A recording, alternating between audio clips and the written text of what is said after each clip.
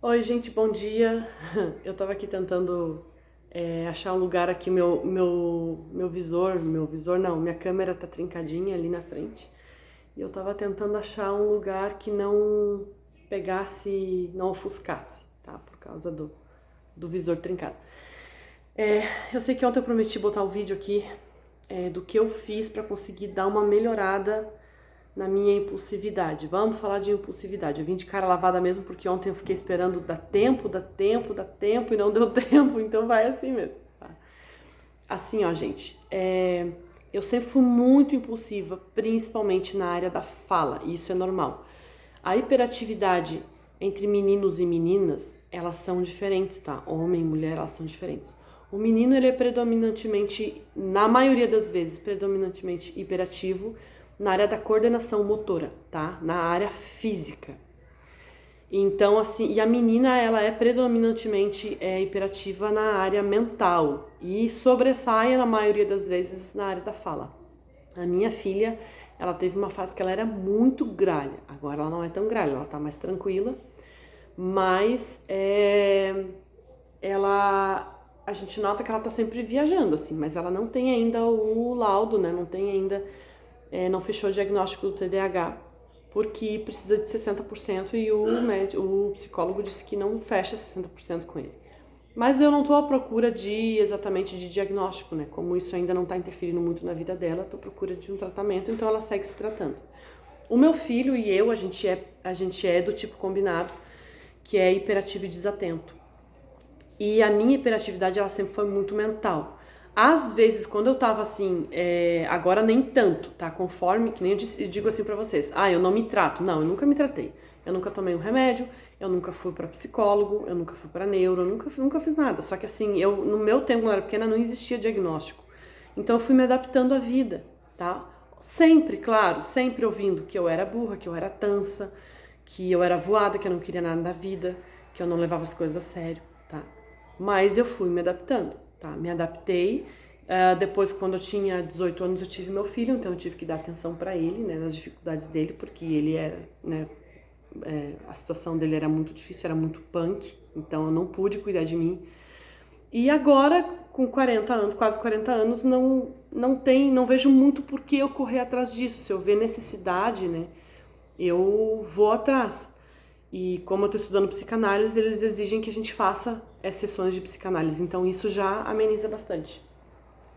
Então, assim, ó, eu sempre fui muito hiperativa na fala e mentalmente, a ponto de eu ficar tão ansiosa e tão agoniada fisicamente, das vezes eu ir pra garagem para procurar coisa para mim fazer, tipo atividade manual, tipo coisas como pintura, lixar coisa, pintar, colar, fazer trabalhos de arte, de coisa assim, que eu sempre gostei muito disso, né? Eu sempre fui muito criativa. O TDAH em geral, ele é muito criativo, muito criativo. Gente, o TDAH tem uma criatividade assim, ó, que não é brincadeira não, viu? É coisa de louco.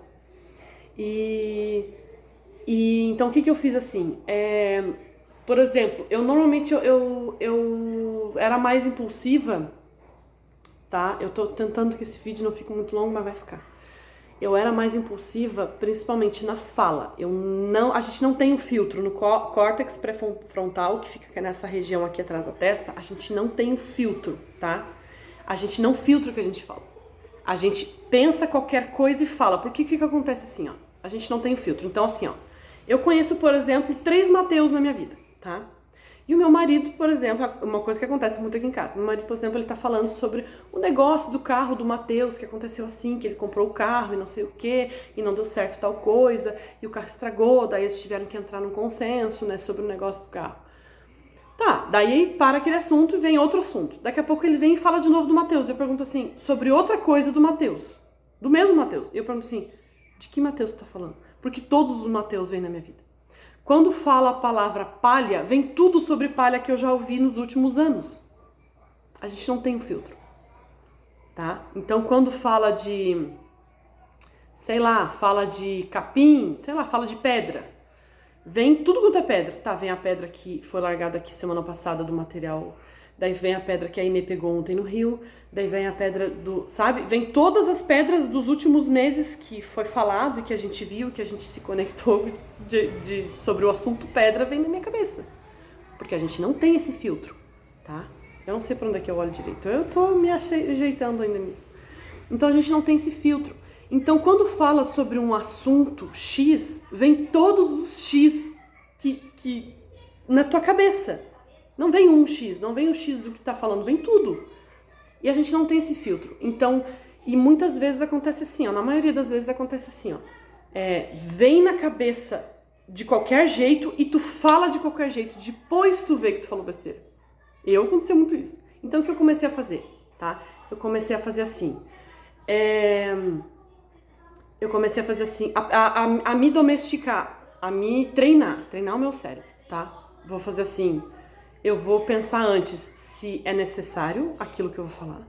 Se é engraçado, porque eu sou uma palhaça, né? Eu vivo falando besteira. Se é necessário, se é engraçado, se vai mudar alguma coisa na vida de alguém.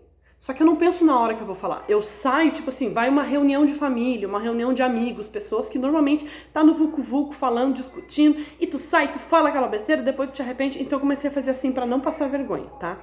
Eu começava em casa. É necessário? Vai fazer uma diferença? É mesmo engraçado? É mesmo bom que eu fale? Isso é mesmo interessante? Eu comecei em casa nas coisas pequenas e fui levando isso para as reuniões, para os lugares que a gente ia, tá, gente? Então daí eu chegava nos lugares, eu já estava um pouquinho mais acostumada a dar uma filtradinha, dar uma pensada.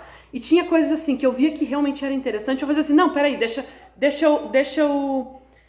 porque quando o pessoal aqui do interior fala assim, que tá todo mundo, é uma gritaria, a nossa família assim, é uma gritaria, a família do meu marido também. É uma gritaria, cada qual quer falar mais alto, quer falar primeiro, quer discutir, já quer dar resposta logo, é um vucu-vucu, né? Família grande normalmente acontece isso. E com a gente não é diferente. Então, acontecia assim, de tá falando tal coisa, não, peraí, deixa eu montar a explicação na minha cabeça. Daí eu começava a pensar e explicar devagarinho o que eu queria dizer, para mim não falar besteira, quando eu via que realmente era necessário. Como nossos pensamentos são muito rápidos, a gente pensa muita coisa numa velocidade incrível, né, gente? Então eu conseguia processar isso com mais rapidez do que uma pessoa normal. Só que eu pensava antes, é necessário? É necessário? É engraçado? Vai fazer diferença? Tem um contexto nessa história realmente diferente, interessante, né? E eu fazia isso.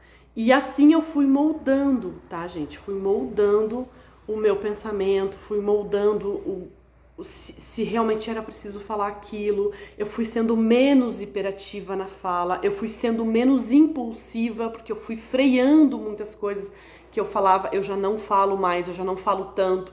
O meu marido às vezes falava assim, olha, isso aqui que tá falando não é legal, tu tem que parar com esse hábito, tu tem que parar com isso. E eu aceitava, eu via assim, realmente, de repente, na minha visão é interessante, mas na visão dos outros não. Aceitar que tu precisa mudar, aceitar que tu precisa.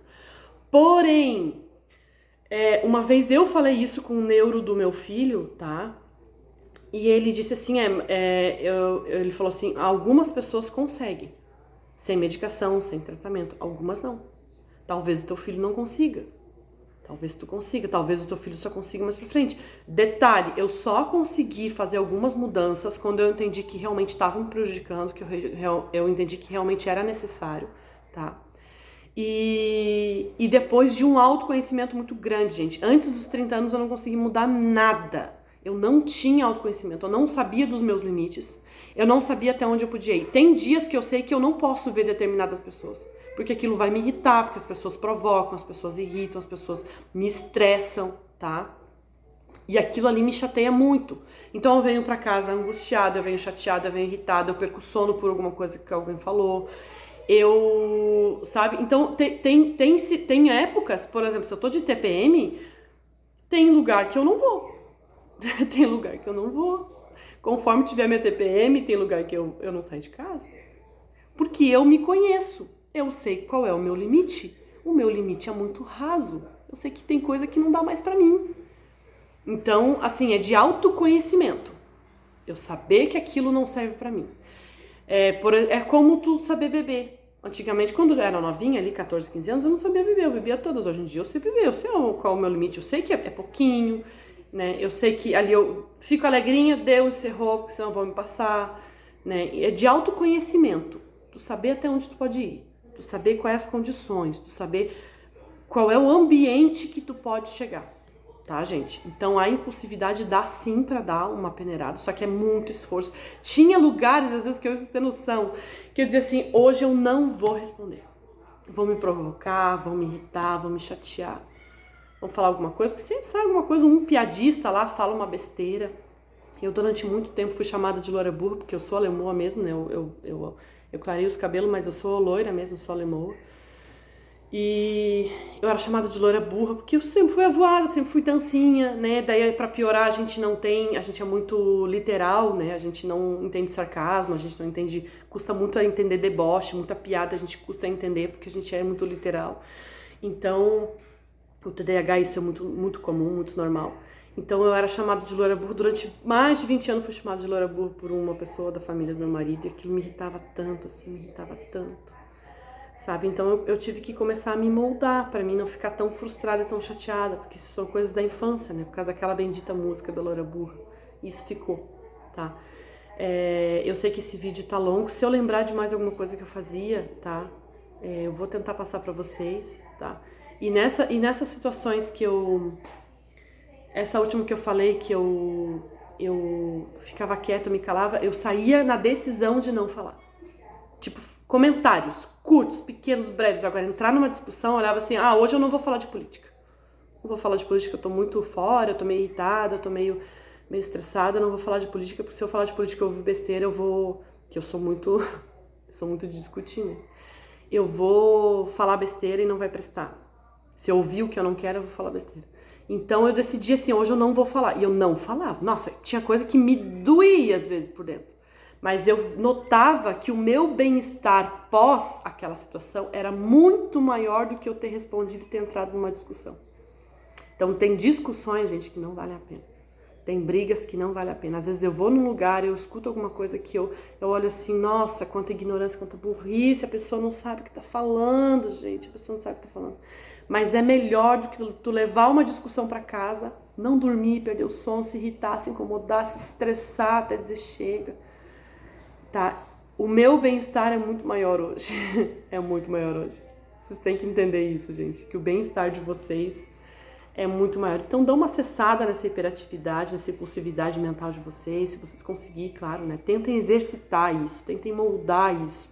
Começa com o marido dentro de casa, com os filhos dentro de casa. O prato quebrou. Não, é só um prato.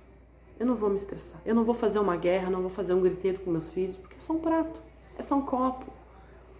Mas o meu marido falou aquilo lá. Eu não vou deixar isso entrar. Vai entrar num vídeo e sair por outro. É necessário para nossa saúde física, nossa saúde emocional, nossa saúde mental. Tá, eu sei que o vídeo ficou longo, mas é necessário. Se você tiver alguma dúvida, vocês me falam. E vamos tocando o barco, que a gente não pode parar. Tá bom? Um abraço para vocês.